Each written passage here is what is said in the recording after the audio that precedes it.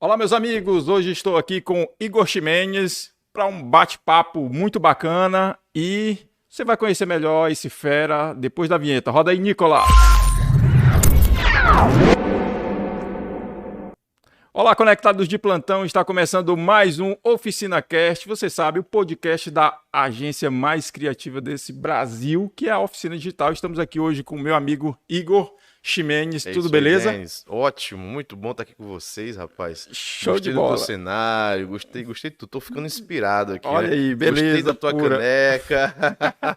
Muito legal. Show de bola.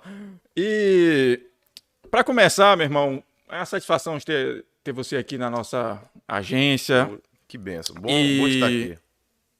e é isso aí, vamos bater um bate-papo aí. Mas primeiro, assim, quem é o Igor Ximenes? De onde Ih, vem? É ih. paraense mesmo? Como é que é o negócio? Conta um Igor, pouquinho dessa história aí. Igor Ximenes. Igor Ximenes eu nasci em Castanhal. Eu fui o único a nascer em Castanhal da minha família, porque minha família é de cearense e piauiense. Eita, É uma mistura nordestina arretada, né? arretada da E é- boa. Mas eu nasci em Castanhal, eu sou o mais novo de três irmãos, né? Eu tenho a mais velha, que é a Laiane, tem a do meio, que é a Lenara, e tem eu. Eu sou o mais novo e não parece, mas todo mundo diz, cara, mas eu sou o mais novo dele. E tudo na minha vida foi muito cedo, Denis. Muito cedo. Acho que é por isso que eu tomei o lugar da Laiane, porque tudo na minha vida foi muito cedo. Fui cedo para empreender, fui cedo para trabalhar, fui cedo para casar, fui cedo para me converter, fui cedo para tudo. Pra tudo. Para tudo foi muito rápido. Fiz muita bobagem cedo também, mas graças a Deus, Deus me alcançou cedo também. E estamos aqui. Então, o Igor é um pai de família, tem Sim, tenho dois filhos hoje, o Samuel e a Sofia. A Sofia Samuelzão primogênito. abençoado, A Sofia é a elétrico. cópia da mãe dela, né? Tem 11 anos de idade. E o Samuel tem 6 anos, é minha cópia. Vai fazer 7. Ele é agitado, ele fala muito, ele se relaciona, ele fala com todo mundo. O Samuel é daquele jeito, né? Graças a Deus, temos dois filhos saudáveis, abençoados. Eu vou fazer esse ano, agora em novembro, faço 16 anos de casado, Show de bola, né? tá? Casei com 22 anos, Eu já né? completei Então, os 20. olha que benção, né? Então, pai de família, empreendedor, pastor, o que mais? Tem mais alguma coisa aí que a gente não sabe? Cara, eu comecei a empreender, porque assim, a gente vê muito a questão da empresa, né? Mas eu lembro que quando eu tinha ou 14 ou 15 anos, não recordo, acho que 14 anos, eu fui para Belém fazer um curso. Minha mãe colocou num curso. Minha mãe sempre teve uma visão um pouco mais ampliada, né? E eu peguei um pouco disso dela. Me colocou num curso, na época nem tinha que de manutenção, mexer em computadores e tal. Castellão não tinha isso, só tinha a do Humberto, acho que é Mister Print. Só tinha dele e ele foi. E ela me colocou nisso. E eu lembro que 14 anos que eu tinha, eu ia para Belém, 5 horas da manhã, passava a manhã inteira lá estudando, um intensivo de 6 meses, voltei, comecei a trabalhar com, na época, meu cunhado, que era casado com a minha irmã, e eu com 15 anos já comecei a ganhar 3, 4 salários com 15 anos. Caramba. Então eu comecei a empreender muito cedo. Nessa época mesmo, tentei vender carne, não entendia nada de carne. Me disseram que era muito legal comprar carne em São Miguel e vender aqui. Aí eu fui para São Miguel, eu tinha meu carro com 15 anos, né? Como assim? Que Vender carne? absurdo, né? Vou lá Vender vender. carne, não, pegar carne lá, Dava. falaram para mim, vamos comprar Dá dinheiro. filé, só o filé, coisa de filé em São Miguel, vamos vender em Castanhal que dá dinheiro. Peguei o dinheiro que eu tinha, R$ 1.000, não lembro na época, fui comprar filé em São Miguel, não vendi nada. Mas isso vai forjando a gente, né, Denis? Isso vai forjando a gente. E é muito interessante como as coisas acontecem, até que com, eu não lembro exatamente agora, eu era, antes de eu casar, acho que eu tinha uns 20 anos, eu entrei num negócio com meu cunhado, eu não tinha dinheiro para entrar nesse negócio em Belém, e nós abrimos um negócio, ele entrou com dinheiro, eu entrei com trabalho. Uma sociedade que não deu certo também, não deu certo, assim, deu certo para ele, depois ele continuou com a empresa, mas para mim não deu certo. Então, eu lembro que desde 14, 15 anos eu estou empreendendo, né? E é muito interessante. Até que eu fiz um empreendimento, trabalhei em banco, trabalhei no Itaú, trabalhei no Pan-Americano, na época, eu não lembro, 2007, Foi 2 anos apenas que eu fiquei, ou 3 anos no mercado financeiro. Não era agência, era mercado financeiro. Eu atendia as concessionárias de veículos, tanto usados quanto novos, em Castanhal. Cheguei a atender até Altamira, acho que Altamira, no Pará, longe, eu ia de avião. E depois disso foi que começou um empreendimento que deu certo, que foi em 2009, eu iniciei a construção de uma franquia chamada Eurodata, aqui em Castanhal. Conheço. Então, aí eu comecei a dar certo. Aí É? começou. Não que aí comecei a dar certo. Bem antes, eu estava indo bem no banco, tudo, mas o empreendimento que deu certo, né? Aí Os você saiu do outros. banco Eu saí do banco, minha esposa foi uma para grande fundar a incentivadora Eurodata. para fundar a Eurodata. Eu lembro que na época, foi na época que houve as fusões dos bancos. Não sei se você lembra. Eu saí do banco, eu estava com 3 propostas para voltar para o Itaú. Eu tinha recebido uma proposta na época do Bradesco, que era a Finasa, que era a financeira, né? Todos eles Uhum. têm a financeira por trás. E a Finasa, que era do Bradesco, e a ABN. E na época o ABN foi comprado pelo Santander, o Finasa comprou, se eu não me engano, o banco BMG, alguma coisa assim, e o Itaú comprou o Unibanco. E nisso eu fiquei esperando. Eu recebi proposta dos três, tinha feito até o teste psicológico novamente já em um banco, e fiquei esperando a proposta dos três, para saber qual eu iria. Isso foi em 2009, no início de 2009. Eu tinha saído do Pan-Americano e estava esperando, eu estava bem cotado no mercado, porque nesse mercado de, não sei como é que tá hoje, mas na época, operador financeiro, eles eram poucos bem cotados, assim, em Castanhal, Belém, na região, e eu estava com 3 propostas. E eu aguardando a proposta, na época, minha irmã morava em Santa Catarina, o Jean que esteve aqui, Uhum. morava em Santa Catarina, lá em Itajaí, fomos passear, tirar uma férias para lá, e depois fomos para São Paulo para a feira da ABF, que é a Associação Brasileira de Franchise, né? Minha esposa, a família dela já vende franquias, né? Que é o Grupo Boticário, e ela me incentivava muito para ter uma franquia. E eu gostava muito de uma franquia de alimentos. E eu lembro que eu cheguei na feira, eu saí de Itajaí, Santa Catarina, fui para São Paulo para essa feira, esperando a proposta dos bancos. E eu lembro que eu fui atrás dessa franquia de alimentos. Eu gostava do alimento, não tinha no estado do Pará, eu tinha comido lá no sul, que a gente sempre viajou muito, né? Isso foi uma das bênçãos que eu gosto de fazer, então, É muitas maravilhoso. inspirações de fora. Assim, a gente sempre viajou muito, há Muitas muito ideias lá tempo, muitas fora, né? ideias. A gente ia para Belo Horizonte muito antes, Rio de Janeiro, São Paulo. E aí, quando eu vim em Fortaleza e vi em Santa Catarina, não lembro bem, lá para aquela região ali do Vale do Itajaí, eu achei uma franquia de alimentos, não tinha em Belém, eu queria colocar no shopping, né? Eu tava no banco, já tinha um dinheirinho guardado e tal. E aí foi quando eu fui para a BF, eu fui muito mal atendido. Muito Caramba. mal. É uma feira de franquias e literalmente a mulher olhou, acho que ela olhou para mim, eu não Esse aí sei. não.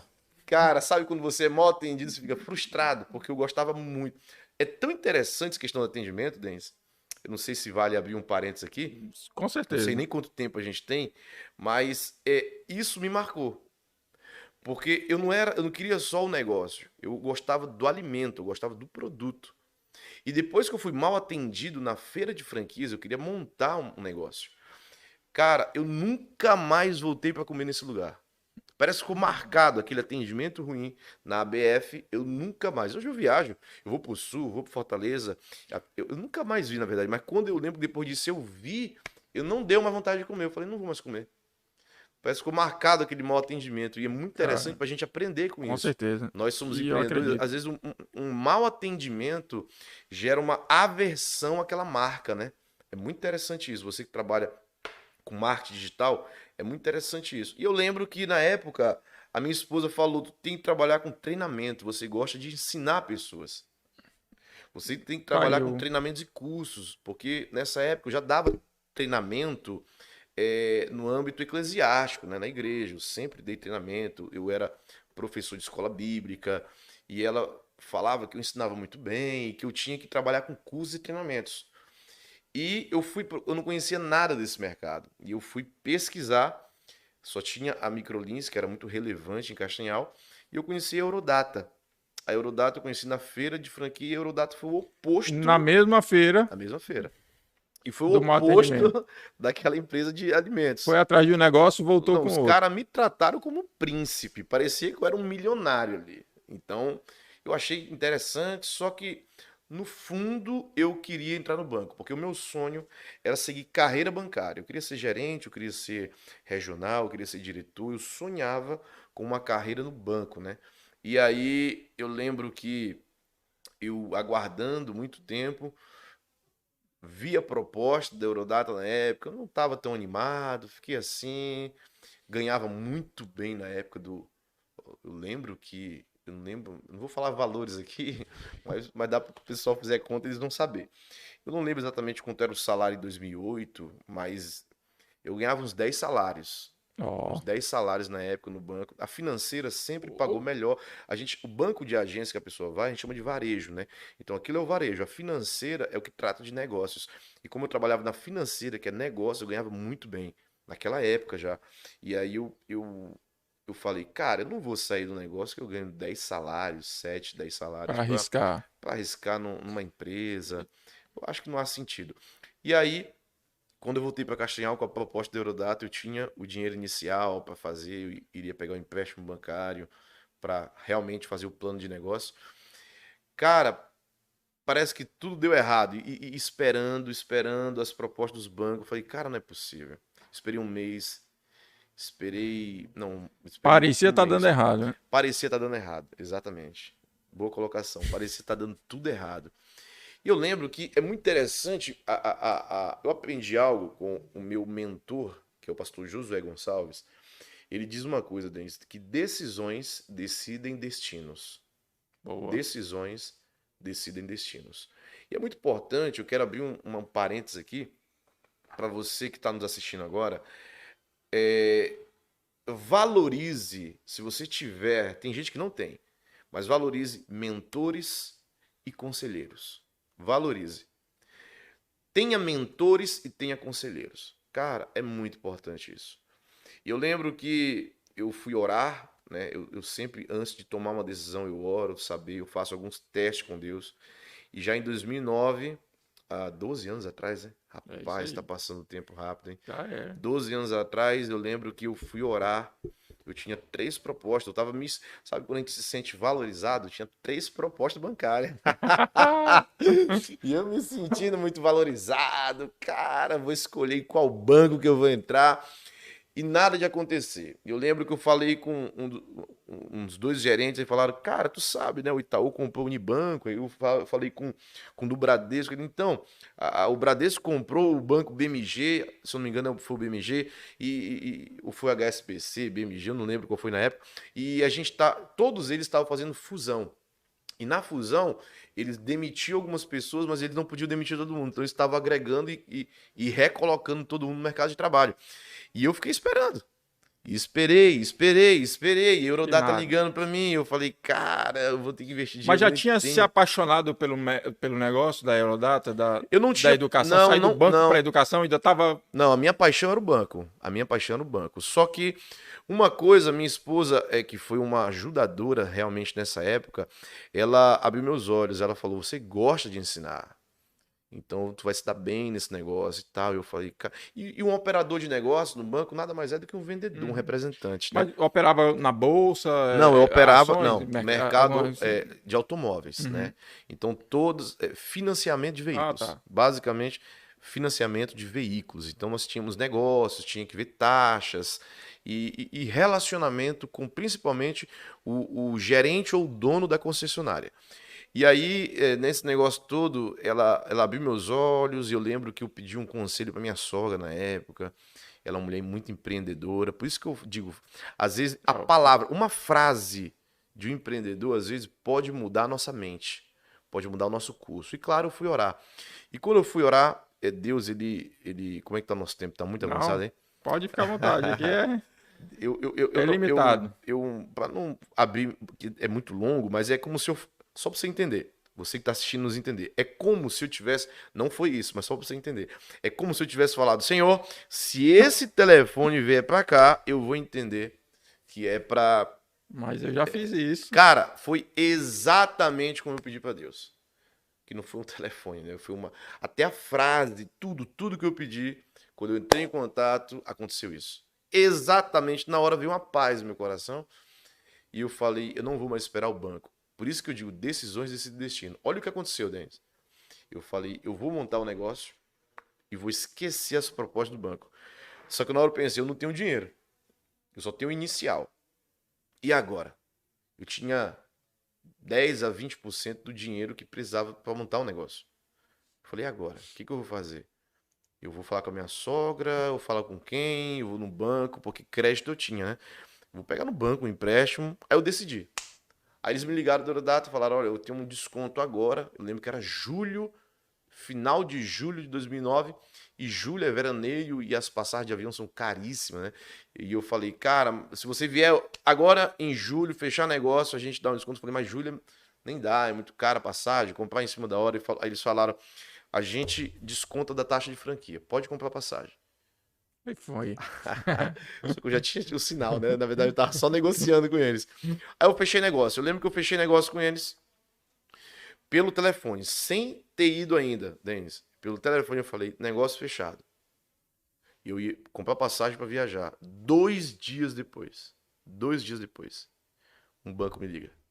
Não é possível. Igor, deu certo, pode vir. Ah, Aberto a não. vaga. E aí, como é que fica a E mente? aí é que eu digo que decisões decidem destino. Cara, quando você decidir um negócio, você vai ser provado nisso. Só que É, isso aí é uma. eu tava muito bem resolvido. Eu falei, ô querido, eu agradeço, mas eu saí do mercado. Mas saiu do mercado por quê? Eu falei, porque eu tô montando um negócio. Rapaz, parabéns, ele me deu parabéns. Olha, se, tomara que dê certo. Mas se não der certo, nós estamos com a porta aberta. Eu falei, não, obrigado e tal. Quando foi depois de. Foi logo antes de eu viajar. Eu lembro que eu viajaria uma semana depois. Acho que uns 4 dias depois, o outro banco me ligou. Não. Igor, tá tudo certo. Tá de brincadeira. Tudo certo a vaga, pode vir. Cara, parece brincadeira. Parece Se brincadeira. não tivesse acontecido comigo, eu ia dizer, não, isso é E, brincadeira. e- Aí eu peguei e eu falei, caramba, mas, que mas prova. pensa, né? Pensa, O pô, importante é ter a a decisão, né? decisão. A gente é tentado, cara. A gente Uhum. é tentado. A Bíblia fala sobre isso. Nós somos tentados pela nossa própria cobiça. E era algo que estava no meu coração, era uma paixão que eu tinha. Era banco, né? Eu passei 2 anos e pouco em banco e eu amei trabalhar em banco, né? De certa forma, foi uma decisão Foi difícil, uma né? decisão difícil. E aí eu peguei e eu falei para esse banco também, eu falei, não, eu agradeço, mas eu tô fora do mercado. E expliquei a mesma coisa, eles muito gentis, cordiais, deram parabéns e tal. E o terceiro era o Itaú. Eu cito o Itaú porque o Itaú, eu amei o Não, Itaú. até agora ligaram dois. Se você Ligaram falar que dois. ligou três, Não, aí o que eu pensei? Dos três bancos, os três me ligaram, na época, se me ligasse, sem sombra de dúvida, eu iria pro Itaú, porque o Itaú tinha sido minha melhor experiência. Aí eu liguei para um amigo meu, falei, cara, avisa logo pro chefe aí, né? Não vou falar o nome dele aqui. Fala logo para ele que eu saí do mercado, tô montando um negócio para ele nem me ligar.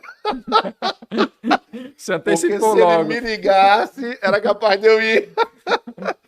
Aí ele, sério, Igor, tu saiu do mercado? Cara, tá montando um negócio. Eu acho que ele pensou assim, com que dinheiro, né? Aí eu pensei, cara, eu vou arriscar no negócio aí, tô novo ainda. E um negócio E bom, 12 um ramo anos bom da atrás, eu educação. tinha 12 anos atrás. 26 anos, né? E você falou aí algo que você ouviu o conselho da sogra, né? Foi Uma procurar, né? Pra quem frase. fala mal da sogra, então, Cara, a minha sogra pra mim sempre foi jamais, uma né? bênção, né? Tivemos alguns probleminhas no início, mas foi bobagem. Ela é uma mulher que sempre, ela inspira, né? Ainda mais pelo empreendedorismo dela. E ela falou uma frase, ela não disse faz isso, ela fala uma frase e eu entendi. Então nós precisamos estar sensíveis a tudo que está acontecendo ao nosso redor antes de tomar uma decisão. Nunca tomar uma decisão precipitada, nunca tomar uma decisão. Olha, isso é muito importante, pega essas dicas. Nunca tome uma decisão precipitada, nunca tome uma decisão quando você estiver triste ou com fome, ou muito feliz. Preste atenção nisso. Não tome decisões quando você estiver muito triste, com fome ou muito feliz. É Porque a perigoso. tendência é errar. Então tome decisões, dê um tempo, não vá por sentimentos e principalmente tenha mentores. Tenha pessoas, tenha conselheiros que possam te dar norte. Agora, quem são os conselheiros, Dani? Às vezes Né? o cara vai se aconselhar com um amigo. E A pergunta é, o amigo já construiu alguma coisa? pedir, é igual você vai pedir uma opinião, um conselho para alguém sobre finanças, para alguém que não tem Não nada. tem nada, exatamente. É Então, complicado. é muito interessante, você que está nos assistindo, aprenda isso. É, opinião todo mundo tem. Falar até papagaio fala. Mas conselho é para quem é especialista. E conselho é bom, né? Conselho, cara, ele é dado, por exemplo, teu amigo nunca construiu nada, nunca fez nada, vai te dar um conselho? Não, ele não te deu um conselho, ele te deu uma opinião. Ele não sabe como funciona. Agora você vai ter um conselho de um empresário bem-sucedido que está há mais de 10 anos. Aí realmente ele tem um conselho para te dar. E aí eu lembro que eu passei um tempo a não tomar decisão nem com fome, nem alegre, nem triste, e eu decidi. E aí começou a luta. Parece uma novela, mas nós conquistamos. Não vai dar tempo de falar tudo isso aqui, porque é grande a história. Mas Mas só para você ter vai para o ideia, próximo Denis, podcast. de repente, próximo podcast, a gente fala sobre empreendedorismo. Mas é só para você entender: o plano de negócios da empresa na época, ele era assim: você tinha de até 18 meses para você conquistar o ponto de equilíbrio. O que é o ponto de equilíbrio? É quando todo mundo que é empresário, que monta um negócio, é muito comum você ter um tempo que você fica injetando dinheiro na empresa. Por quê? Porque a empresa ainda não vende tanto para se sustentar. Digamos, a empresa ela vende, ela gasta 50 mil, mas entra só 35. Então o empresário tem que colocar 15 mil.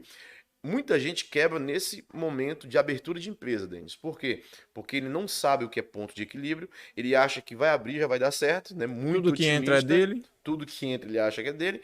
E aí o que acontece? Se você fazer uma conta rápida de 6 meses, se você injetar 10 mil na empresa, para poder sustentar essa empresa, além de você não ter lucro, você vai ter que investir 60 mil.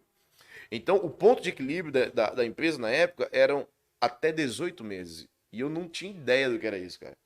Meu, Eu arrisquei, eu falei, cara, eu sabia o que era na teoria, mas na prática eu não tinha ideia. a empresa tinha que faturar, Ela tinha que tinha que faturar dar para se lucro. pagar. Não, ela tinha Tinha que, que se pagar logo no ela tinha primeiro que mês. pelo menos, ela tinha que pelo menos, exemplo, que 50 mil de despesa tinha que dar 50 mil de entrada. Eu falei, meu Deus, Não e é- agora?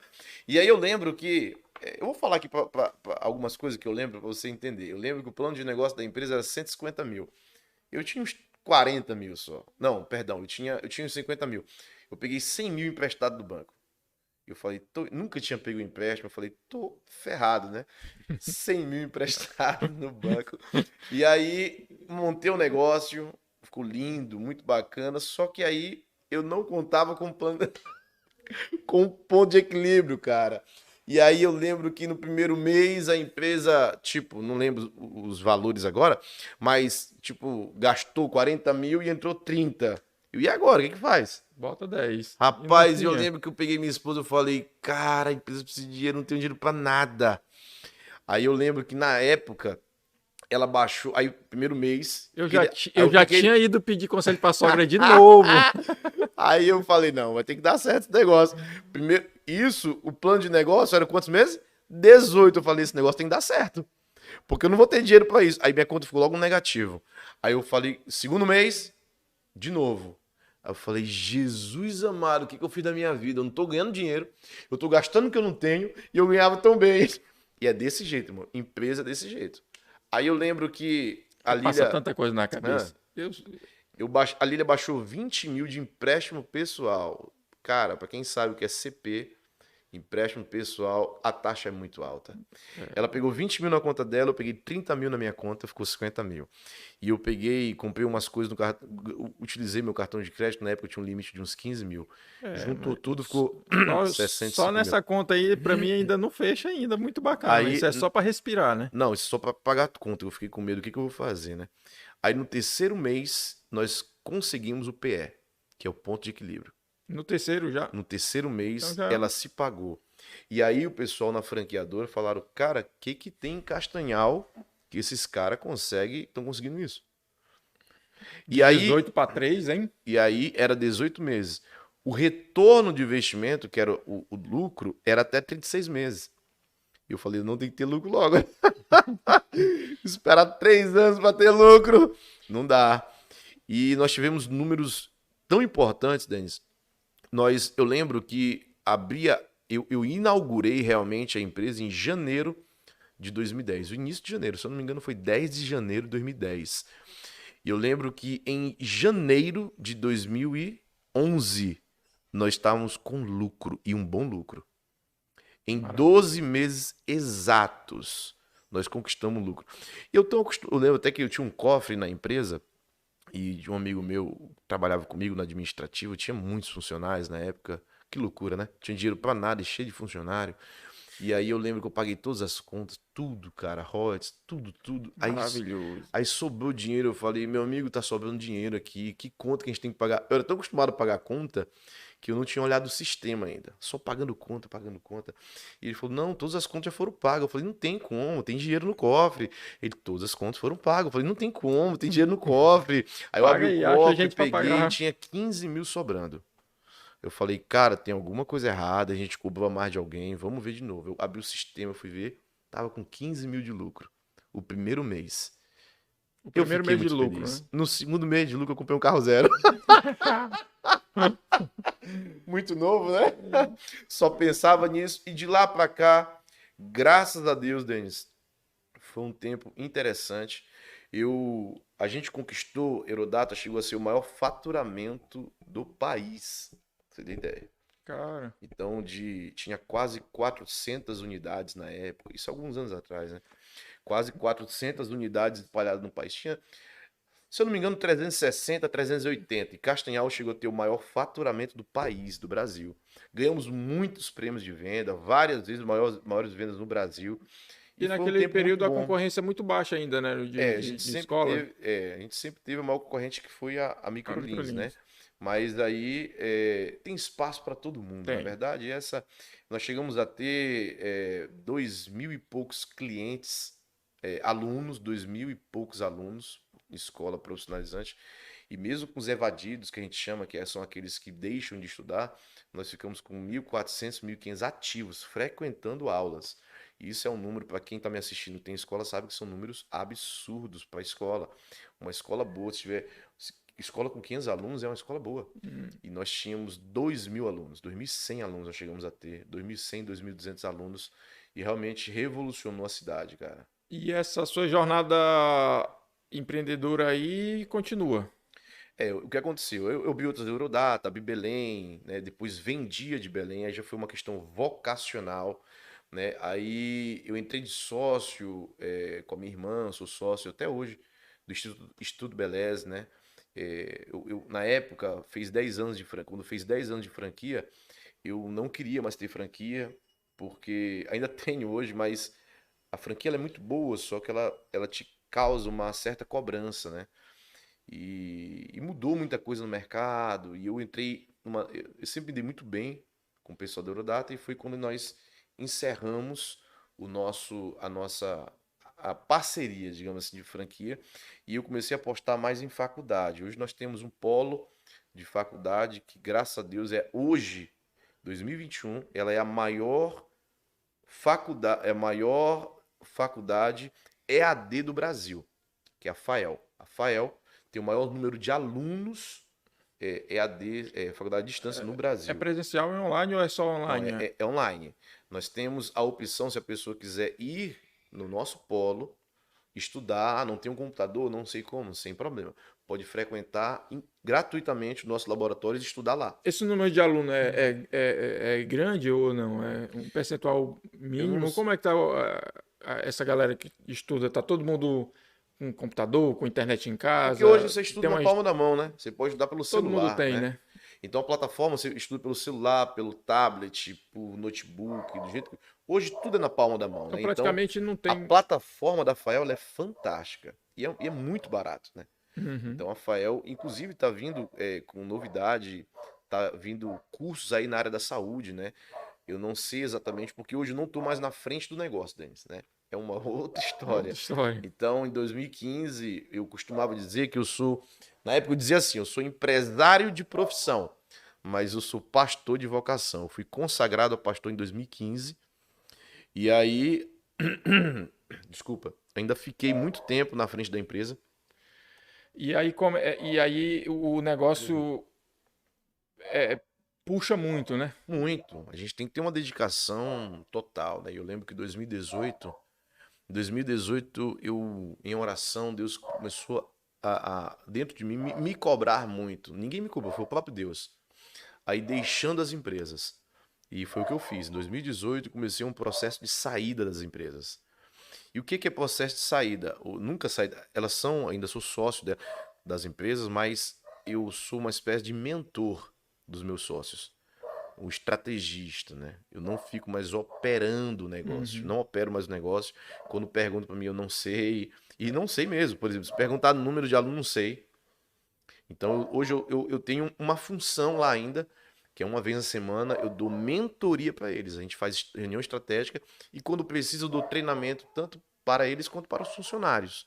Mas Bacana. é uma questão muito mais estratégica, né? Eu não estou mais na operação do negócio, eu não faço o negócio acontecer. Uhum. Mas como, graças a Deus, nós tivemos Então, muitos cases. você indo pro ramo de beleza, eu, a mente fica um pouco aqui, mas é só mais nessa questão de mentoria, né? Ou Ou não, atuou, entendeu um pouco em sobre 2016 o eu mercado da entrei, beleza? em 2016 eu entrei como sócio, né?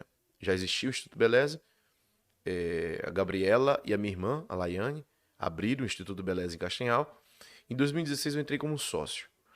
Operei, montei equipe, est- ajustei a unidade, como eu já tinha experiência no ramo e tal, mas eu não entendo exatamente do ramo da beleza. Eu entendo do negócio, né? Então, como negócio, eu entendo. Do ramo, apesar da minha esposa também ser do ramo da beleza, né?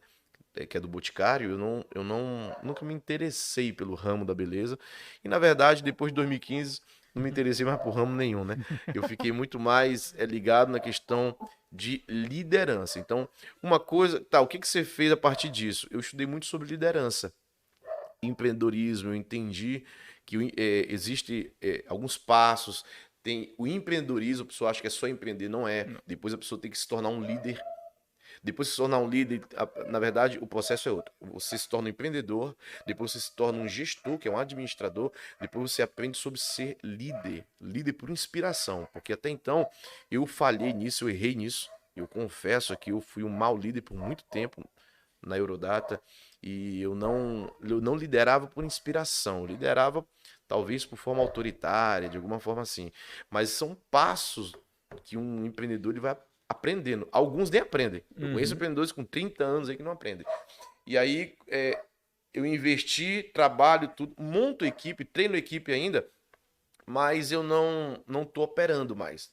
No Instituto Beleza nós temos supervisores, lá na FAEL, na Multifael, na verdade, a Multi, ela continua cursos profissionalizantes, até legal, que a gente continua com os mesmos cursos que a Eurodata tinha, a plataforma, Olha, eu show de consegui bola. diretamente da fábrica, né, do fabricante, que é em São Paulo, a gente continua e também, mas o nosso forte mesmo, o nosso investimento é no polo da faculdade, da FAEL. E o que eu faço hoje? Eu treino equipes, eu dou mentoria e eles trabalham, eles operam, né? Então, no ano passado, mesmo na pandemia, eu vendi parte da empresa, que é o polo da faculdade. Hoje a empresa tem um gestor, né? É meio a meio, que é o Henrique, ele hoje é o gestor da empresa, ele que toca a empresa, ele está na frente, ele que sabe tudo que está acontecendo. Eu sei, o meu negócio é muito mais com ele, né? Uhum. A mentoria com ele, porque em 2018 Deus falou para mim, que eu estava contando em 2018, Denis, ele falou: você é um empreendedor, eu coloquei isso em ti, mas agora você vai empreender no reino. Só que no reino a gente não empreende para ganhar dinheiro. No reino a gente empreende para ganhar pessoas, né? Polêmico, Né? polêmico essa palavra, hein? Empreendedor do reino, mas vamos Empreendedor lá. do reino. E aí o que acontece? Deus ele me deu a condição financeira para não depender da igreja, graças a Deus, né? De ter Não um ser salário, ter um pesado e colaborador. tal, né? Exatamente, de ser empresário, minha esposa também é empresária. Então, a gente tem os nossos salários das empresas, temos a oferta da igreja, até porque é questão de honra, né? A igreja, todo pastor tem que ser honrado. Não sou contra a igreja dar salário para pastor, quero deixar claro aqui, tá? Mas nós temos um certo privilégio de não precisar, entendeu? Na verdade, precisar a gente precisa, todo mundo precisa de dinheiro, de não depender da igreja. Bacana. Então, isso é um privilégio, É né? privilégio. Eu conheço, tenho amigos pastores que eles não têm esse privilégio e eu tenho muita compaixão deles. Eu sei como um pastor ele sofre, ele precisa realmente viver, porque imagina, o pastor hoje ele tem que ser psicólogo, ele tem que ser administrador, ele tem que ser empreendedor, tem que ser tudo. Todo mundo quer conselho de tudo, só que o cara não tem tempo para trabalhar fora para ganhar dinheiro. Então ele tem que depender de algum lugar. A igreja tem que sustentar. E muitas vezes a igreja é um pouco ingrata, não vê dessa forma. Aí imagina se o cara está com um problema em casa, não consegue pagar um plano de saúde, não consegue dar comida direito para os filhos, não consegue pagar um colégio para os filhos, uma dignidade. Como que ele vai ter cabeça, emoção, o emocional bom para cuidar de pessoas? Né? E essa parte financeira, ela mexe muito, né, pastor? Ela mexe, principalmente para o homem, eu creio. Eu sou assim, né? Quando eu estou financeiramente abalado, digamos assim, sem dinheiro, esse aqui é a verdade, fica complicado você pensa logo na alimentação, quem Sim. paga aluguel, no negócio, e aí sua mente fica, né, É porque o papel do homem, se né? O homem, descontrola, né? ele tem, na essência, a questão do provedor, né? O homem, ele é o provedor. Não que isso não é machismo, isso é criacionismo, né? O Deus criou o homem assim, com esse instinto provedor, né? A mulher pode ganhar bem, a mulher pode... Eu lembro até que no início da Eurodata, eu estava falando, foi um tempo difícil. Esse ano que eu passei, até ter lucro, eu passei um ano onde minha esposa, ela que bancava a casa, que eu não tinha dinheiro para bancar a casa. Então foi um ano e sem vergonha nenhuma, não tenho vergonha nenhuma de dizer isso aqui, é uma parceria, casamento é uma sociedade, A minha já né? bancou também, Então um bom ela tempo. um ano ela ficou, eu lembro que eu só tirava dinheiro da empresa para pagar um Uno Mille que eu tinha, um Fiatzinho para pagar o carro que eu tinha que trabalhar, eu precisava de carro. Mas ela bancava toda a casa. Então, mas o instinto, por exemplo, a mulher é um instinto de ajudar, de ajudadora. Olha como a Bíblia é linda, né? Ela é a ajudadora da família. Não, eu vou ajudar e tal. O homem já tem o instinto, não, eu vou prover. E quando o homem não tem recursos financeiros para isso, Denis, aí Complica. o emocional fica abalado. A gente vê no jornal direto aí pessoas, homens que tiraram a vida exatamente por chegar numa falência financeira, por não ter dinheiro para sustentar e não aguentar e tirar a própria vida, né, gente? Então, é muito sério isso. Isso é Muito muito sério. sério. E só dar um recado aqui. Galera, só pelo bate-papo aqui merece um like nisso aí, compartilhar, né? Siga nossas redes sociais, mas o papo tá muito bacana. Depois a gente vai fazer cortes, vai jogar aí, vai replicar. Compartilha para o máximo de pessoas que você vê. Então tá aí aparecendo a nossa rede social. E o bate-papo tá muito bacana aqui. Vamos continuar. Antes de passar para o tema, eu quero me manter ainda no empreendedorismo. É algo que me atrai. Sim. É, é, eu gosto muito. E tivemos um momento, até falamos alguma coisa sobre, mas assim, como foi empreender na pandemia? Como é que foi o seu emocional na pandemia? Foi um momento único. Sim. Até agora, um momento único, né? É. Eu tenho. Para nós, para nosso segmento, só antes de você começar, foi maravilhoso. A gente foi muito procurado, porque todo mundo Quando fechou, o o digital abriu o digital leque, né? abriu o leque e não teve que dispensar Sim. algumas coisas para não. E hoje ainda está em ebulição o mercado, né? Mas assim, como é que foi o. Essa pergunta ela é muito boa, né? A questão do empreender na crise, né? Então, assim, Porque empreender com dinheiro no caixa é bom, quando empreender com tem um dinheiro é uma saldo, coisa. né? E o pior para todos os empresários. Gente, talvez quem está nos assistindo, mas tem dinheiro, empresário. Empresário nunca tem dinheiro, irmão. Empresário, a gente tem um salário, mas dinheiro não tem. A gente tem um prolabore que a gente vive bem mesmo. E a gente tem duas coisas boas como empresário. Pode dizer como empresário. É um prolabore legal, que talvez tem muita gente com emprego que tem o mesmo prolabore, tem o mesmo salário que um empresário teria.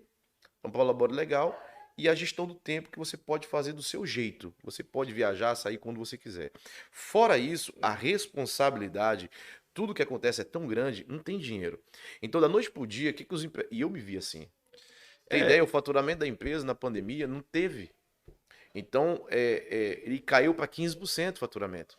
Então, como é que você vai pagar as contas entrando 15% do que entrava? Como é que paga a conta, me diz? Pois é.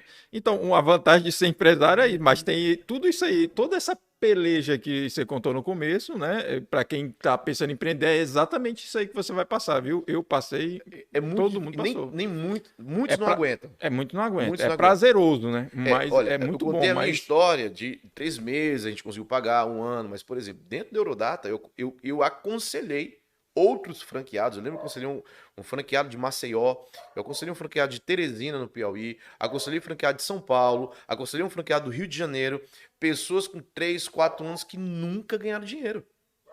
já pensou? Então a minha situação foi diferente. Eu não estou dizendo que eu sou bom. Deus abençoou e aconteceu. Mas, Mas mas a questão do empreender, vou chegar na tua pergunta. A questão do empreendimento, eu sempre tive um lema, Denis. Eu nunca trabalhei por dinheiro. Nunca. Eu acho que é porque desde o início dos meus 14 anos que eu falei aqui, 14, 15 anos, eu sempre comecei a ganhar bem, mas eu nunca trabalhei por dinheiro. Eu trabalhava por aquilo que me motivava, por aquela paixão. No banco era assim, não era o dinheiro. Apesar de eu ganhar bem, era a paixão pela carreira que eu queria. Quando eu entrei na, quando eu comecei a empreender em negócios, eu queria ganhar dinheiro, todo mundo quer, mas o que me movia, eu encontrei a minha vocação nessa área de treinamentos e cursos. Porque eu percebi que eles até hoje, não é porque eu estou nesse ramo ainda, quando eu via muitas pessoas chegando lá porque psicólogos mandavam, psiquiatras mandavam. Eu via pessoas que mudavam, a vida eram completamente transformadas quando faziam curso. E é sério isso. Então, eu achei a minha vocação pastoral, eu já era evangélico, me converti com 18 anos, mas eu vi uma vocação pastoral na minha empresa. Quando eu começava a ajudar pessoas sem querer vender para elas. Eu lembro de uma vez ficar, sei lá, 40 minutos com a pessoa aconselhando, não era pastor, mas para aquela pessoa sair que ela estava com depressão. Então, é muito legal poder transformar vidas. Pessoas que se formaram, até hoje, pessoas que estão nos vendo, talvez fizeram um curso profissionalizante na Eurodata e hoje são empresários, a vida iniciou ali. E é muito legal isso, porque são vidas transformadas. E hoje eu faço isso através do Evangelho. Então, o que eu empreendi? Quando Deus falou para empreender no reino, nós temos alguns números também, se for olhar, se a gente for analisar de forma financeira e administrativa, nós demos certo na igreja também.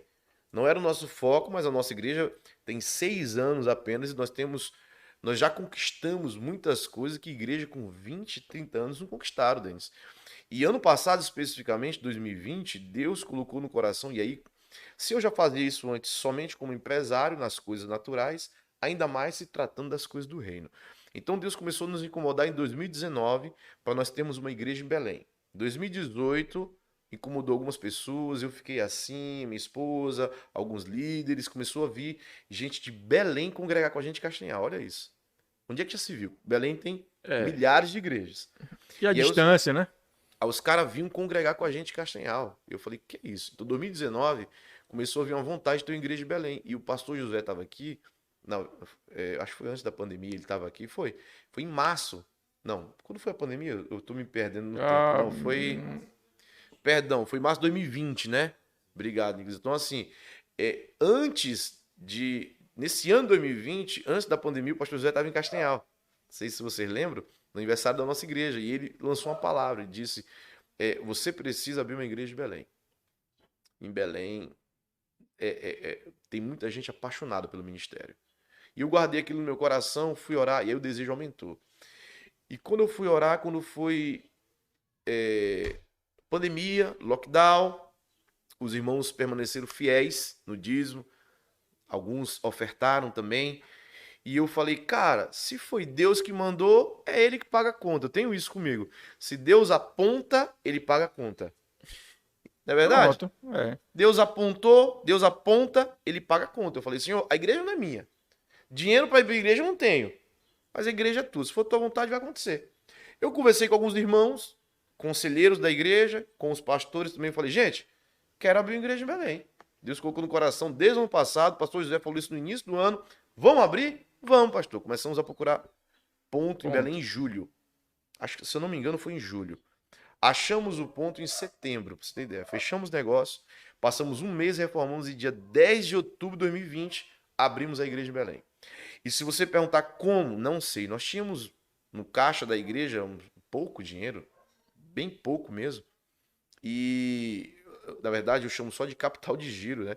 É aquilo que gira para pagar as contas da igreja. Mas eu falei com os irmãos, e os irmãos, eu falei, eu queria conselho deles. E teve um que falou, pastor, eu oferto.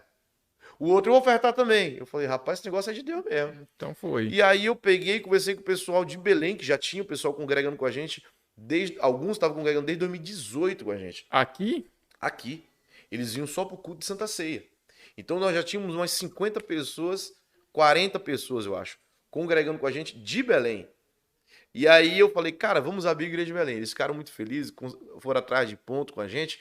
E Deus começou a fazer milagre, começou pessoas a ofertarem de outras igrejas. Tipo assim, lá de Belém, o primo de não sei quem, o outro de Belo Horizonte era irmão de uma ovelha nossa, diz, eu vou ofertar tal coisa. Eu falei, rapaz, esse negócio é de Deus mesmo. E aí, em um mês, depois que a gente conseguiu o ponto era muito caro. Eu fiz uma proposta que eu digo, cara, esse cara não vai fechar, mas é pandemia, né? E aí, exatamente, eu acho que por ser pandemia, o cara fechou o aluguel com a gente. Depois que ele fechou o aluguel, tinha um IPTU que era mais 1.000 e poucos reais. Eu falei, a gente não dá conta de pagar esse IPTU. Só esse aluguel tem que estar incluso. Vai em cima, vai embaixo, ele aceitou. Então foram alguns milagres e Belém ninguém aceita. E aí a gente fechou o negócio. A gente abriu a igreja dia 10 de outubro, a gente só devia os ar-condicionados e o som. Tudo pago, Denis. E eu fui olhar, aí eu chamei a tesoureira e falei, como foi isso? Ela, não sei, pastor. Na matemática O não dinheiro nem bate. passou aqui. Já foi direto para comprar as coisas. Não bate. E aí, cara, claro que é uma igreja. Para Uhum. mim, a igreja é algo espiritual, né? Não é Sim, algo. sim, com Mas certeza. eu tive. No final do ano 2020 também foi que veio o meu sócio. Né? Então ele empreendeu, desculpa, na Multifael. E foi quando ele chegou e falou: quero comprar 25% da empresa. Até hoje, na verdade, nós fechamos o negócio um dia desses para ele comprar mais 25%. Mas ele comprou 25% da empresa e queria operar, que ele queria aprender a ser um gestor. Eu achei legal da parte dele isso. E eu precisava de alguém para operar a empresa. Então juntou a fome com a vontade de comer, viu? Pronto. E aí Deus faz essas coisas. Então tudo em 2020. Só que a empresa não estava bem, né? Depois que voltou, eu falei, cara, eu achei que eu ia quebrar nas duas empresas. Eu falei, como? E aí, para graça de Deus, o governo federal fez aquele negócio eu esqueci agora, um Do... empréstimo, Pronamp. Aí saiu um Pronamp pra gente, a gente pagou as contas, a gente conseguiu aquele auxílio do governo de pagar o salário de alguns funcionários, Uhum. outros não dava, não conseguiu, não sei porquê, a contadora, alguns funcionários não entraram nisso, e a gente ficou suando, pagando. Eu lembro que teve mês que eu tinha dinheiro meu pessoal para pagar algumas contas, e foi bem difícil, Denis. No final do ano 2020, nós conseguimos um milagre. Começou a campanha da Fael e nós ficamos em primeiro no Brasil. Em janeiro, a gente não estava no Brasil, mas estava primeiro regional. Então, Deus começou a fazer alguns milagres. A única palavra que eu tenho, cara, empreender na crise é que crise é um terreno fértil de oportunidade. É, né? Crise é. Para quem souber aproveitar, é um terreno muito fértil para oportunidades. E Deus fez um milagre. Literalmente foi Deus que fez um milagre. Nós saímos de quase quebrar, pegamos o Pronamp, pegamos o auxílio, pagamos todas as contas e quando viu, em poucos meses estávamos em primeiro na região norte, ou é do Pará, entendeu? Então assim, foi um milagre, foi um milagre. E tem que ser resiliente, né? Tem que ter foco, Perseverar. não perseverar. Muita gente se desesperou, conheci muita gente que era o tempo todo só. Eu parei de ver notícias para não como é que pode? O negócio focando, crescendo, muita demanda pra gente, mas se a gente desse muita atenção para aquilo que estava saindo, era complicado, né? Exatamente. O emocional, o pessoal ter que ficar de home office, foi aí que hoje a gente tem pessoal de home office, mas assim, funcionou, e eu falei, caramba, tá aí um novo, enfim, mudou a nossa perspectiva, a nossa visão e tudo mais. Mas muito bacana, é, esse lado empreendedor, acho que muita gente já foi abençoado, né, com essa Hoje a palavra. gente empreende no reino e o que a gente quer hoje, no reino de Deus, a gente quer deixar algumas sementes para Castanhal, né? Então a gente está abrindo, adquirimos uma chácara, inclusive um pouco antes da pandemia, em fevereiro adquirimos uma chácara, né? Eu entrei com uma parte de recurso próprio meu, né? E a igreja tá pagando até hoje, né? A metade da chácara que a igreja está pagando, né? E logo que eu fechei negócio em fevereiro, em março veio o lockdown. E eu falei, cara, então a gente viu muito milagre em 2020, mas a gente quer fazer. Só existe uma casa de recuperação de casamentos no Brasil, Que que é é do do... nosso ministério, lá em São Paulo. A gente quer fazer uma aqui em Castanhal, para ter uma em cada extremo do país, né? Então, eu creio que vai atender não apenas Castanhal, mas o estado do Pará, o Maranhão, o Piauí, o estado do Amazonas também. E eu acredito que muita coisa a gente vai conseguir abençoar, muitas sementes, muitas famílias aqui na região com essa casa de recuperação de casamento que a gente vai abrir. Antes de passar para esse. Tem um negócio aqui que você mandou fazer, bater print. Eu bati um print. Tá. Você fala um pouco sobre isso. Mas assim, hoje sua maior. Então hoje o foco maior é o reino, ou o foco é o reino. O foco é só o reino. É só o É reino. só o reino. Eu costumo dizer que dinheiro, alguns outros empreendimentos, eu faço até hoje pessoalmente. Eu já entrei no passado e eu entrei ultimamente também no ramo da construção. Muito simples, algo muito pouco, né? Mas a gente empreende para ter dinheiro para o reino. Dinheiro para a gente não é o fim. A gente não trabalha por dinheiro. A gente entendeu que o dinheiro ele é um meio. É um meio de chegar a um propósito, a um fim. Então eu continuo empreendendo quando pinta alguma coisa, compra, vende alguma coisa, fora as empresas, né? Mas eu não me dedico mais o meu tempo para as Uhum. coisas da terra. Se eu tivesse só como empresário, talvez eu tivesse avançado bem mais. Mas não é isso que me satisfaz. Então, hoje a gente empreende para que a gente possa abençoar vidas. A gente vai construir algo na igreja? Eu também oferto. A gente vai fazer uma coisa? Eu também oferto. E a gente vai ficando velho, a gente vai parando para pensar em outras coisas, né? Com Muito certeza. há uns anos atrás eu pensava muito em crescer, e tinha que acumular, e tinha que não sei o que, bolsa de valores e tal. Aí eu falei, calma aí, cara, não é por aí, nem precisa de muito, né? Mas Exatamente. assim, o dinheiro é importante. Inclusive eu tive a honra de falar sobre um pouco sobre finanças, investimento lá na Igreja da Paz na época. E numa reunião de empreendedores, e eu citei uma frase que me veio agora, não sei quem foi que falou, mas assim, o dinheiro, muita gente discrimina o dinheiro, né? Ah, o dinheiro, interpreta biblicamente até o dinheiro errado, Errado. né? Que o dinheiro é a raiz de todo mal, não é o amor a ele que é a O amor raiz. é ele. Então, assim, o dinheiro é bom demais, né? Inclusive, eu falo, quem achar que dinheiro não traz felicidade ou algo parecido, pode mandar para cá que a gente ajuda muita gente aí. O dinheiro, ele potencializa aquilo que você é, né? Porque às vezes o cara fala assim, Exatamente. ah, mas o fulano depois começou a ganhar dinheiro, começou a humilhar as pessoas. Não, o dinheiro potencializou aquilo que ele Aquilo que ele era. já era. Aquilo que ele já era. Exatamente. Então, assim, se você é um cara do bem, que quer fazer uma missão, quer ter uma qualidade de vida melhor para tua família, quer viajar, que eu aconselho todo mundo que é maravilhoso, Sim. viaja um pouco por falta do, mas dinheiro potencializa isso, Com não certeza. é? E, então, dinheiro é bom. Essa é a questão. E empreender é bom por isso, né? Porque você consegue usufruir mais disso com Exatamente. essas pelejas todas. Mas Exatamente. assim, você mandou bater um print. Eu teve lembra desse aqui, ó? 2020 aí, ó. Olha que legal. Você pescando não sigo, né? Aí, ó. Tava dando aula de Não sei. empreendedorismo. Não vai dar porque tá focado. Você falou assim, printa aí, fala aí. Explica Aham. um pouco sobre conhecimento é poder. Você estava falando sobre isso, Sim. né? Que aí fala que investimento, conhecimento, profissional de alta performance, um pouco nisso também, porque as pessoas hoje a internet ela tá dando muito a visibilidade, né? As pessoas estão indo muito atrás. Aí com isso surgem os coaches. Tem coach motivacional, coach não sei o quê. A gente até falou isso com o Jean. E aí as pessoas ficam atrás de muita coisa.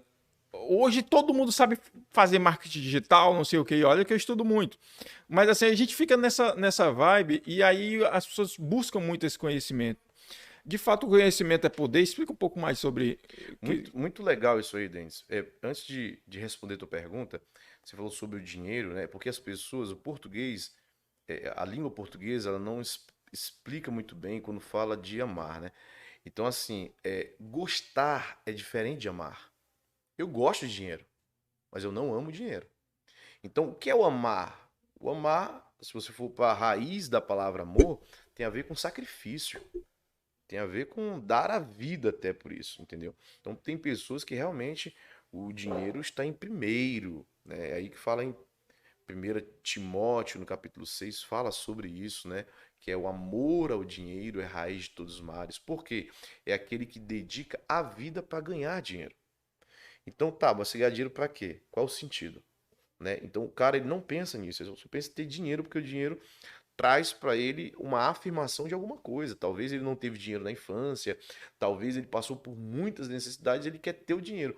Tem gente que eu conheço que eles querem ter o dinheiro embaixo do colchão, igual aquelas coisas antigas mesmo, Uhum. guardado para dizer que ele tem um dinheiro, ele tem, entendeu? Não deve fazer nada, ele só tem o dinheiro. Então não há sentido nisso. Então são pessoas que nunca acharam um propósito de vida. Quando acham um propósito de vida, aí a gente quer ter dinheiro, mas não por amar o dinheiro, e sim por amar o propósito. É muito interessante.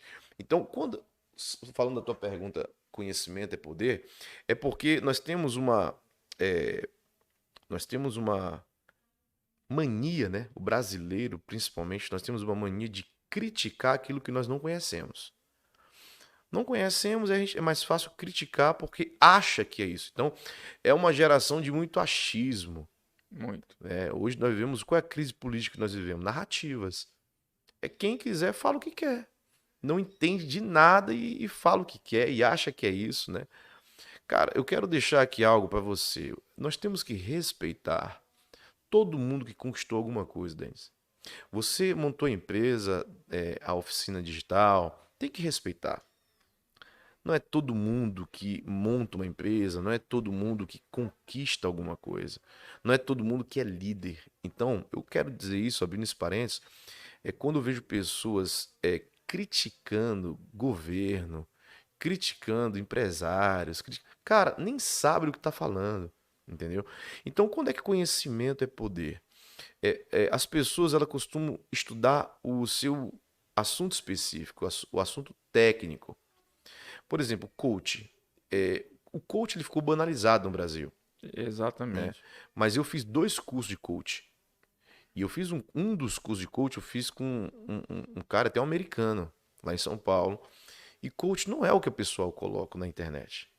Existe uma diferença, você que está me vendo agora, tem um coaching e tem um mentoring, que chama, né? A mentoria e o coach. O coach, por que ficou banalizado, Denis? Porque um cara, digamos lá, vai, um exemplo, o José, o Zezinho.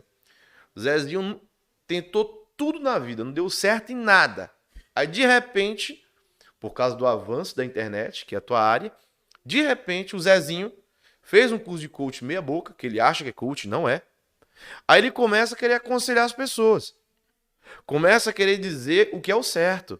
Cara, não tem nada a ver. Primeiro que coach não aconselha ninguém. Para você entender, o coaching, ele não diz... O curso de coaching mesmo, ele é proibido, o coach, ele é proibido dizer o que você tem que fazer. É. É proibido. Então, o coach... Então tá totalmente errado, né? E completamente olha que eu, errado, eu, entendeu? Então, por exemplo, sigo alguns coaches o coach de mesmo, né? referência. É porque os caras, aí já tem o outro, né? Os caras fazem curso de mentoring. Mentoring, aí o cara da mentoria, ele diz o que tem que fazer, só pra você entender. O mentoring, ele é um mentor. Por exemplo, você se torna uma autoridade na área digital, no Brasil e tal, tal. Então, você vai dar mentoria é uma coisa, e coach é outra. Então, eles chamam de quem usa mesmo um coachitório, que é como se fosse um consultório de coach, coachitório, existem as sessões. Então, você diz para mim, então eu tenho ferramentas e perguntas para fazer você chegar ao seu resultado. Então, é mais ou menos assim. Eu começo a saber o que você quer, eu faço um diagnóstico bem ampliado, eu digo, Denis, mas e isso? Por que você não, o que você acha que te levou a isso? Aí você começa a dizer, então, mas você disse isso, então por que você acha isso aqui? Aí você começa a dizer.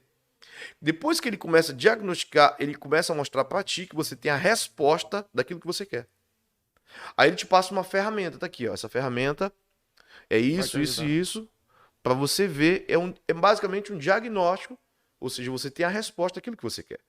É claro que tem pessoas que viajam na maionese e não têm sonhos, eles têm ilusões, né? Aí também ele tem que Quer que o coach faça alimente as milagre, suas né? ilusões. Ilusões, exatamente, aí não dá. Mas o coach mesmo, Tem um papel eu importante. nunca exerci a profissão coach, né? Mas eu fiz o coach por conhecimento. Uhum. Então eu não chego na internet dizendo que coach é bobagem, porque não é. O coach, o Jesus foi um coach. Jesus, ele foi um dos maiores coaches que existe. Por quê, pastor? Porque, presta atenção, basicamente o que o coach faz é o que Jesus fazia. Se você pegar a Bíblia e perguntar, as pessoas perguntavam, Senhor, o que dizes tal coisa? Ele não respondia diretamente.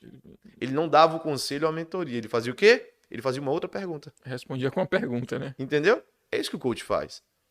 Por, Fazer as por- pessoas pensar. o que existe são pessoas se passando por coaches. Aí banalizou. Aí o que acontece no Brasil? Como não teve uma agência para regulamentar isso, se tornou um curso que qualquer um pode dar. Eu quiser montar um curso de coach, eu faço hoje. Eu sou coach, eu posso dar um curso de coach.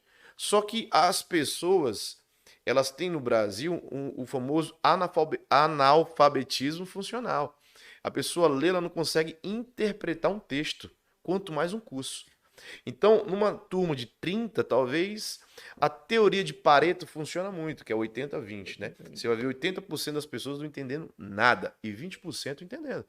Então, essa galera que não entendeu nada vai chegar na cidade dele, no lugar, olha, sou coach e tal, e começa a querer dar curso, não entendeu nada. Aí ele é ansioso, ele não tem uma inteligência emocional. Aí ele acha que ele sabe o que é o melhor para ti, ele diz o que tem que fazer, aí dá problema. E é um cara que nunca construiu nada. Aí por isso que ficou banalizado, E na entendeu? internet todo mundo é bonito, né? O cara bota Tudo um é pano de lindo, fundo, uma câmera aqui, não sabe não onde o cara tá não gravando, sabe, monta um não cenário. sabe as contas do cara. Aí o E, cara troca o carro dele com o carro todo financiado para dizer que ele tá dando certo. É marketing, né? É Uhum. marketing. E há quem compre isso, né? Então, essa questão do conhecimento, ele, de fato, ele é poder quando você busca o conhecimento certo, né? E não se deixe levar por qualquer vento. Todo conhecimento, eu costumo dizer que ele é válido, né? Por exemplo, se você quer, sei lá, quer ser um médico, cara, não estude só medicina, estude sobre liderança, estude sobre o que o médico precisa ter muito hoje? Inteligência emocional. Cara, vai estudar o Paulo Vieira aí, a galera boa sobre inteligência emocional, porque vai precisar. Um, um piloto de avião, inclusive eles faz parte hoje. Eu conversei com um piloto de avião e disse que há alguns anos já faz parte do currículo deles a administração, a gestão propriamente. Por quê? Porque o gestor ele toma decisões mais rápidas. E um piloto de avião tem que tomar uma decisão rápida. Ele não pode ficar pensando muito. Então, quando você tem conhecimento abrangente sobre muitas coisas, todas as decisões, tudo que você vai fazer, o pensamento vai um pouco melhorado, vai mais polido. Então, por isso conhecimento é poder. Você consegue fazer coisas, poder, ou seja, você pode fazer mais coisas do que outros que não estudaram. Eu não estou falando só de fazer uma faculdade, uma pós-graduação, eu estou falando de ler. Né? Para mim, por exemplo, o maior cientista, se eu posso chamar de cientista político e filósofo, um cara que inspira muito é Olavo de Carvalho. Olavo de Carvalho, ele é um autodidata. Perguntam para ele, professor Olavo de Carvalho, ele não tem uma graduação? Por que você não fez uma graduação? Ele diz, porque eu vou aprender com os caras que eu sei que não sabem. Então é interessante, porque ele é muito antigo e tal, ele entende muito Uma sobre dessa política. Então ele não fez porque ele entendeu que os caras não sabem. Então nem sempre a academia, né, o curso superior, nem sempre os professores estavam certos a respeito de tudo. Então não busque só o conhecimento técnico, conhecimento específico. Para você ser um profissional de alta performance, você precisa ter outros conhecimentos que possam completar a sua vida. Inclusive o filosófico, hoje que é muito desprezado. O que é o filosófico? É algo interior, é você estudar algo interior, é refletir sobre o homem interior. Isso não tem a ver com religião, mas como as pessoas no mundo, e não é só no Brasil, hoje é muito materialista. Se você não estiver fazendo alguma coisa que te traga um resultado visível, parece que você não está fazendo nada. Não param 1 hora de tempo, 2 horas de tempo para tentar refletir, concentrar, meditar, fazer uma reflexão. Isso é algo interno. Isso é algo para dentro, é crescer para dentro, né? Eu faço muito isso com a Bíblia, né? Com os evangelhos, é crescer para dentro. E tanto é que hoje fala-se muito de fake news e existe várias. Por que existe muita fake news? Porque o cara lê o título e compartilha aquilo. Nem sabe o que está acontecendo. Ele não clica, não lê a matéria. Os blogs agora estão com matérias curtíssimas. Antigamente era, sei lá, 30, 50 linhas, agora é 4 linhas. E as pessoas ainda não O leem. cara não vai pesquisar um pouco mais, né? Nós temos, como eu falei um pouco antes, nós temos a tendência de criticar o que não conhecemos. Então a gente não vai perguntar o porquê, perguntar isso, aquilo, né? Por exemplo, os cristãos, em linhas gerais, tanto o evangélico quanto o católico, estão sendo taxados de bolsonaristas. E não tem nada a ver com ser bolsonarista. Não tem nada a ver com partido político. Né? Então, a gente precisa entender um pouco mais sobre isso, né? Então, quais são as linhas, quais são os princípios que regem o cristianismo, né? O outro lado, ele é totalmente antibíblico. Então, não tem como um cristão, se você tiver duas escolhas, como é que o cristão vai votar no outro lado? Não dá, É porque é complicado. antibíblico. São pessoas que são a favor do aborto, da erotização infantil, são a favor da pedofilia. Pastor, você está ficando louco? Não, não tô. Existem leis, projetos de leis que, graças a Deus, que não passa no Congresso Nacional. Mas você precisa ver sobre isso, porque quando tenta baixar a questão, esses dias estava tentando colocar, eu esqueci o nome do projeto de lei, mas era como se fosse assim, o adolescente de 12 anos poderia se Uhum, relacionar eu vi. sexualmente, né? Então, assim, é loucura isso. Então, todas essas coisas, quando acontecem, cara, se no Brasil já tem, e principalmente na nossa região norte, o Pará, o abuso, o estupro é muito comum, infelizmente, isso até familiar. Tem regiões ribeirinhas aqui, Denso, os ribeirinhos aqui depois de Belém, né, nessa região dos ribeirinhos, existe uma cultura familiar que o pai introduz a filha na vida sexual. Olha que loucura, cara. E é algo comum para eles. Prostituição infantil pesada, né? É algo comum. Tipo assim, o pai tira a virgindade das filhas com 11, 12 anos. Ah, você fala no Entendeu? próprio O pai. próprio Eu tô pai. falando. E tem Entendeu? Não, também. E eu fora digo, isso, tem não, ainda eu digo de forma cultural. De Uhum. forma cultural. Então, são absurdos que são antibíblicos. Ah, mas é cultura, mas nem sempre a cultura está de acordo com a cultura do reino de Deus. Então nós precisamos entender algumas coisas a mais antes de criticar. Então conhecimento é poder. Eu estou falando aqui no caso uma questão social. Mas se você for para o empreendedorismo, mesma coisa. Eu conheço muitos empreendedores que montam empresa e não conseguem ter uma permanência 2, 3, 4, 5 anos eles quebram. Por quê? Porque eles não aprenderam a administrar o seu tempo, não aprenderam a administrar o seu dinheiro e pior, eles não conseguem liderar equipes. E eles quebram. Ou não são bem-sucedidos. Então, outros conhecimentos para fazer aquilo ser bem-sucedido é algo nós precisamos ler. Né? Nós lemos muito pouco, nós precisamos ler. Precisamos aprender, precisamos fazer curso, precisamos ouvir pessoas que interessam, entendeu? E conhecimento é poder, cara. A gente pode ficar falando o dia inteiro sobre isso aqui. Conhecimento é poder, né? Traz poder É, para quem lê. O pastor Josué, que é o meu mentor, ele tem uma frase que ela é forte, mas ela é verdadeira. vai. Ela diz assim: Pega a visão aí, galera. Pega aí. Pega essa visão aí, vai se lá. você não lê porque você não quer, você é pouco diferente daquele que não lê porque não sabe, Dá até pra repetir, né? né? Aquele que não lê porque não quer, ele é pouco diferente daquele que não lê porque não sabe. Ignorância do mesmo jeito. Então, nós precisamos ler. Vamos ler, vamos ler. Vamos aprender um pouco mais. Vamos parar de. Leia pessoas que você também não gosta, né? Tipo assim, quer aprender sobre um assunto? Vai ler. Eu tenho Importante, né? tenho A pessoa não pode ler só sobre o que gosta, né? É bom ver o outro lado, né? Para você saber mais ou menos o que que é. O que Então, que tá rolando por lá do outro exemplo, lado. tem uma deputada que eu admiro muito aqui no Brasil, se eu não me engano, é de Santa Catarina. É a Ana Campagnolo. Ana Campagnolo, ela começou um movimento contra o feminismo. Mas você que está me vendo, antes de você ficar chateada, você que é mulher, eu não estou falando do feminismo de não defender a mulher. É o feminismo, a militância feminista. Aquilo que eles pregam, que não é verdadeiro. Sim. E ela fez uma postagem que eu achei muito interessante. Ela disse: o que eu devo ao feminismo no Brasil? Eu devo porque elas me fizeram conhecida. Ou seja, Ana Campanholo fez um livro antifeminismo, que eu esqueci o nome, mas você pode procurar Ana Campanholo. É o livro mais vendido no Brasil sobre feminismo. Então, assim, é interessante as pessoas lerem outro lado, mesmo que não concorde, vai ler um pouquinho mais para entender, né? A minha esposa, ela lê muito isso. Então, eu tô te falando isso baseado, inclusive, no que a minha esposa falou. Ela foi ler as criadoras do feminismo de décadas atrás. Então, ela viu, aí vai ver a história dessas mulheres.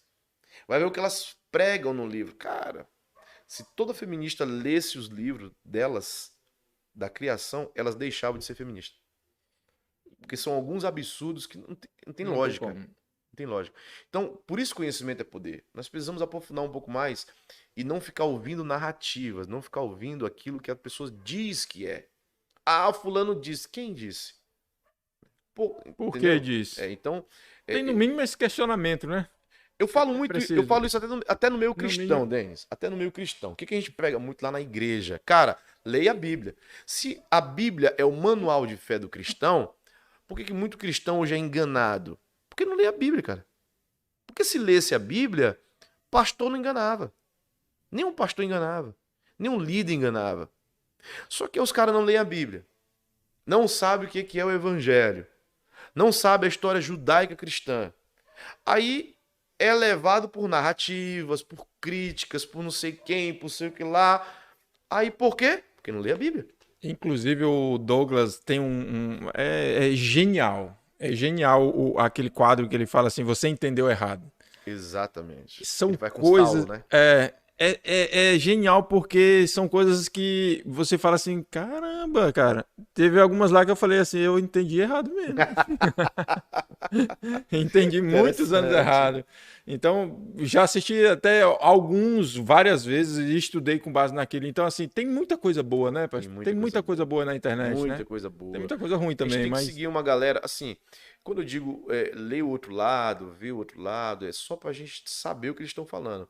Mas não siga, né? Eu parei de seguir no Instagram muita gente que fala bobagem, ou fala muita futilidade. Eu parei porque quando você vê que ele tá tomando conta de você, cara. Então, siga pessoas que realmente são inteligentes, siga pessoas que podem te agregar alguma coisa.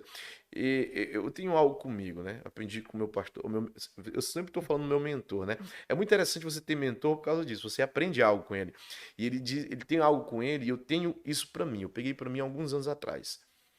Se todos que se aproximam de mim, eles saem melhor ou pior? Isso é né? Então eu tenho um compromisso, né, de fazer com que as pessoas que estejam próximas a mim saiam melhores, saiam desafiadas, incomodadas. Agora você tem um amigo que você gosta muito, chega lá dele, ele fala mal da vida de todo mundo, você sai ruim, cara. Sentindo mal. Para de andar com essa pessoa. Para de andar que não tá te fazendo mal, cara. Show de bola. Olha só, já estamos com quantos minutos aí, Nicolas? Meu Deus. 1h e 15 minutos, mas eu não queria parar aqui não, eu queria mais 10 minutinhos só aqui. Então vamos mais 10 minutinhos. Divide na 3 aí, Nicolas, bota aí como é que tá. Vai enjoar da gente aqui. É o seguinte, muita coisa, tá vendo como é que... Mas o pastor Igor tem um projeto muito bacana, quero que a gente fale sobre o SOS, só um pouquinho do SOS. É algo que extremamente importante, eu acho que merece uma atenção. E você fala muito sobre a cultura do reino nas 7 esferas. Muito Quais bom. São as 7 esferas? Explica um pouco isso aí. Denis, ontem mesmo eu estava falando para algumas pessoas da igreja em Belém. Eu sempre faço aula de integração para novos membros. E eu estava explicando sobre isso. Eu não vou lembrar de cabeça as 7 esferas, mas vou explicar o que é. Nós cremos que a Bíblia, a igreja, se chama de cosmovisão bíblica, né? O que é? Nós, como cristãos, implantarmos a cultura do reino de Deus onde nós estivermos. Eu tenho conversado com algumas pessoas, por exemplo, das 7 esferas da sociedade, tem, por exemplo, a família, que nosso ministério, Uhum. com todo respeito e modéstia à parte, nós somos especialistas no É Brasil. muito bom. E família não envolve só o casal, inicia no casal, Uhum. mas tem todo mundo da família. Família, como a família, para mim, é a mais importante na 7 esferas. Por quê? Porque uma família transformada, a sociedade é transformada. Uma família bem estruturada, existem vários dados aí de. Não dá tempo de falar, mas, por exemplo, meninas, moças, criadas sem pai, sem a figura do pai, sem a afirmação do pai, elas entram na vida sexual mais cedo. Meninas sem a figura do pai, elas têm a tendência de, e meninos também, de não se formar num curso superior. São dados, são estatísticas. Os meninos, rapazes, sem a figura Interessante. do pai, eles não têm. Eles têm um problema de eles. Sabe aquelas pessoas que começam e não terminam nada? É porque não teve a afirmação do pai. Então, uma família bem estruturada, ela é boa para a sociedade. Vão formar pessoas melhores para a sociedade. E essa é uma esfera. Outra esfera, a igreja, que é exatamente o que eu tento exercer hoje, é uma influência na sociedade.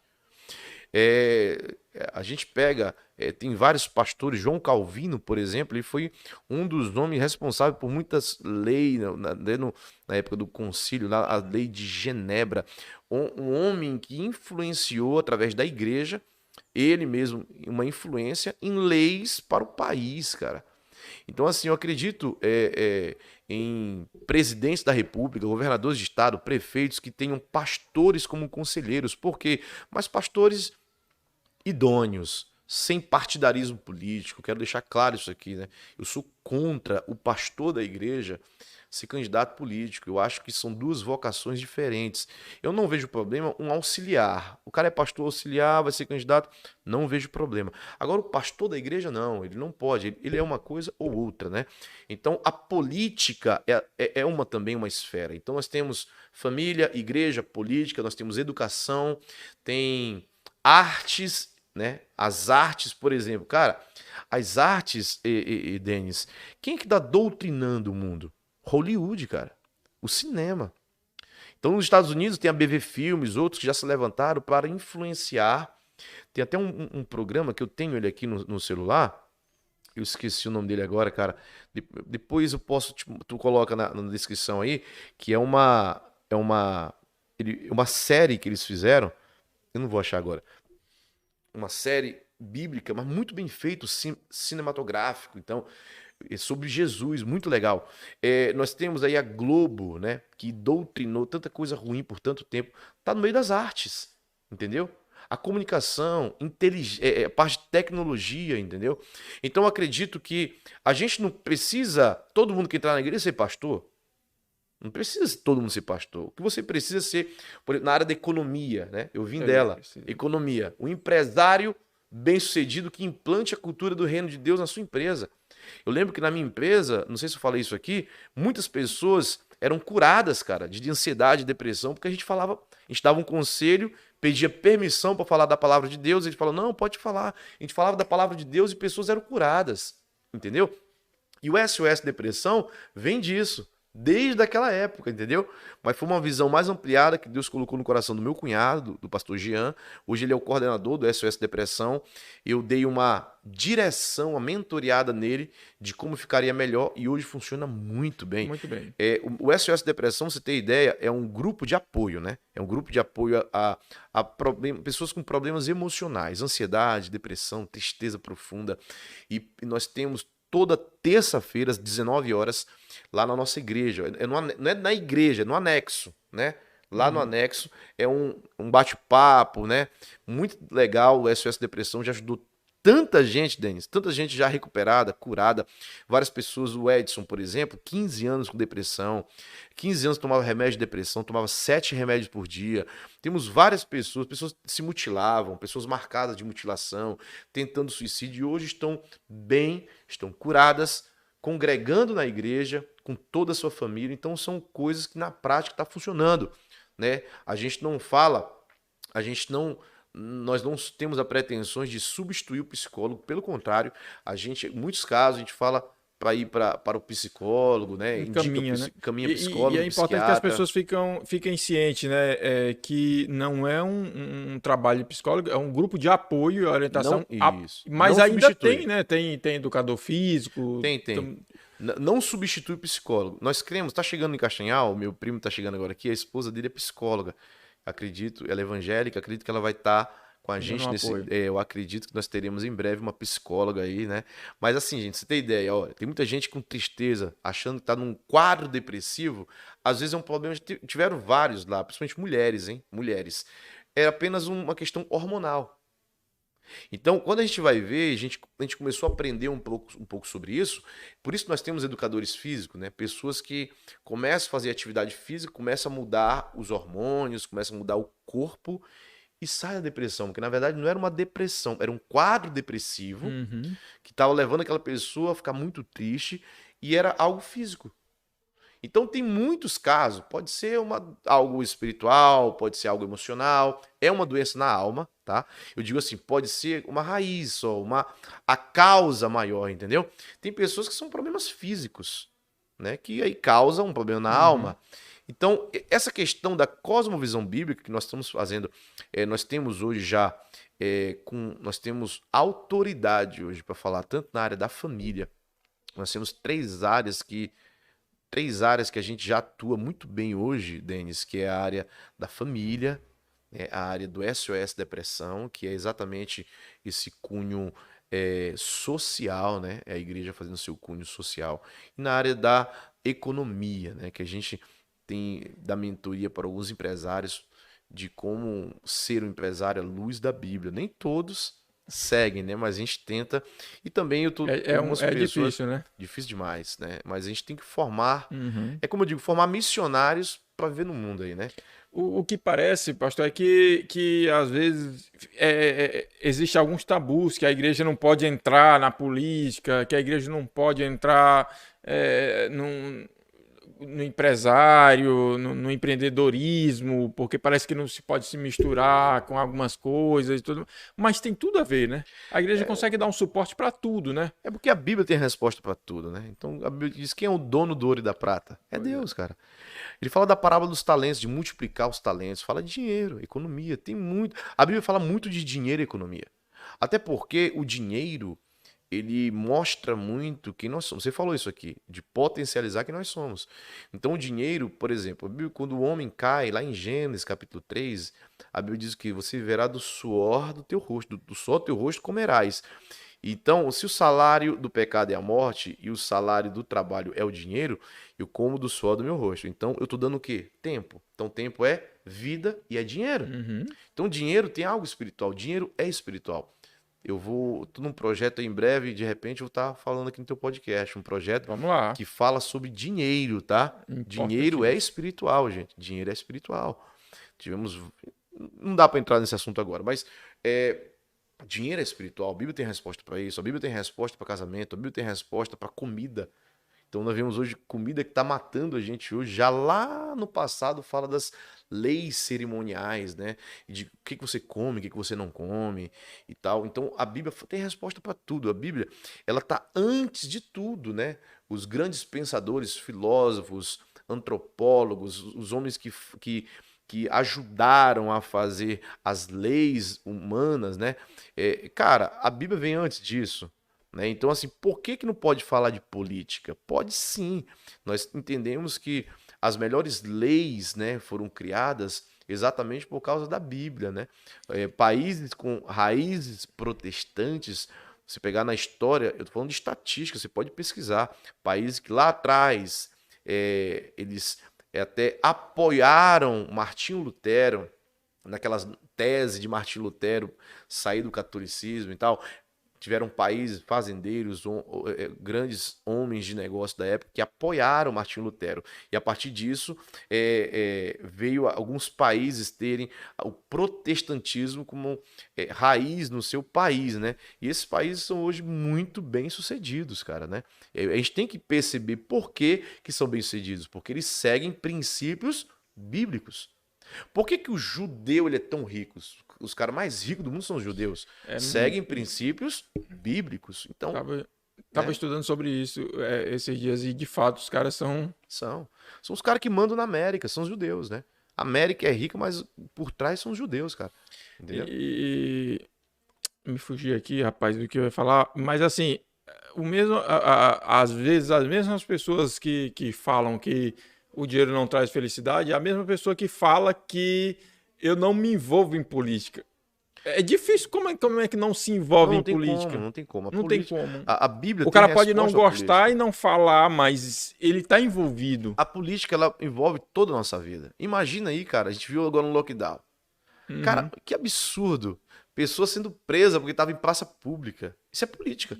Sim. Entendeu? Por quê? Porque alguns entenderam que tem mais poder do que o outro, cara. E mandaram prender. Onde é que é civismo? Prender. Então, cadê a liberdade? A Constituição nos dá direito à liberdade, né? Do ir e vir, a liberdade de expressão. Então, de uma forma política, estão tentando tirar isso da gente. E aí você diz, não é para se envolver. Se não se envolve, afeta a tua vida, afeta a minha vida, afeta todo mundo. Então, o que a Bíblia fala de política? A Bíblia fala que princípios bíblicos, nós estamos aqui para servir a algo maior. Temos que cuidar da terra, temos que cuidar da saúde, temos que cuidar do ser humano. Então, se a gente pensa no próximo da terra, a gente vai falar de ruas limpas, de saneamento básico, a gente vai falar de a educação. Todo mundo gosta disso aí, né? Então o cara tem que falar. Política, cara, entendeu? Então, se a gente vai falar por exemplo, da família, né? Como a célula máter da sociedade, a Bíblia já fala de família, que foi Deus que criou a família. Então, como deixar o Estado mandar na família? Saiu agora, você pode ver agora, hoje é dia 21, né? Estamos no dia 21 de agosto. Saiu agora, esses dias, uma lei na Escócia, cara. A Escócia é um país de primeiro mundo. Saiu uma lei na Escócia de que meninos de 4 anos de idade, 3, 4 anos de idade, pode escolher o gênero que ele quer escolher e o nome que ele quer usar, e ninguém pode falar nada. Sem os pais, o pai não pode se meter. Então, se um menininho de 4, 5 anos disser, eu sou Maria, por exemplo, e quero ser chamado de Maria, todo mundo na escola tem que chamar ele de Maria. Onde já se viu isso, cara? Então, isso é muito sério. Isso vem de onde? Da política, entendeu? Do Estado. Então, política, nós precisamos nos meter sim. Temos que conversar sim à luz da Bíblia. O que a Bíblia pensa sobre isso, entendeu?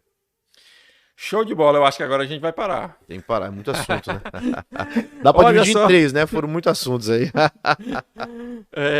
Olha só, você que assistiu até agora esse podcast, muito obrigado pela sua companhia.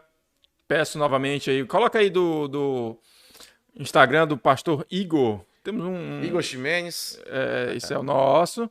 E aí vai ter o do pastor Igor. Segue ele lá. Igor com H, Igor muito Ximenes. Bacana. Exatamente isso aí. Ó. Segue ele lá. Ficou alguma dúvida, manda lá, né? Volta e meia tem uma caixinha de pergunta, né? Caixinha de pergunta. Nós vamos começar um trabalho mais profissional na internet agora. E a gente tem, né? Uma coisa que eu tenho que me disciplinar para estar mais ativo na internet. E a notícia boa é que você está no lugar exato. Exato. Então, até a próxima. Nicolas, roda a vinheta aí para finalizar. Espera aí só um minutinho. Quer deixar alguma mensagem final, alguma coisa? Indicação de um livro, alguma coisa, rapidamente? Olha, tem muitos livros, né, que vêm à mente agora, né? Mas tem um livro do Thiago Brunet, que foi um dos livros que mudou minha vida, só que eu esqueci o nome dele agora. É as 12 dias, se não me engano, 12 dias para mudar a sua vida.